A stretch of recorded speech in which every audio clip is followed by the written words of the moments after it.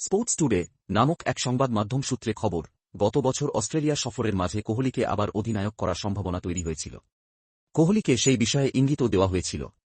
অ্যাডিলেডে দ্বিতীয় টেস্টে হারের পরেই রোহিতকে সরিয়ে তাকে অধিনায়ক করার কথা বলা হয়েছিল, কিন্তু সেটা হয়নি। অস্ট্রেলিয়ার বিরুদ্ধে সিরিজটাই হেরে গিয়েছিল ভারত। তারপরেই পাল্টে গিয়েছিল বোর্ডের সুর। তরুণ অধিনায়ক চাইছিল তারা। কোহলি যদিও নেতৃত্বের আশা ছাড়েননি। দিল্লির হয়ে রঞ্জি খেলেছিলেন।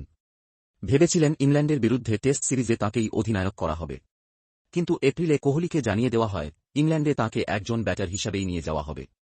তারপরেই কোহলি অবসরের সিদ্ধান্ত নেন বলে শোনা যাচ্ছে।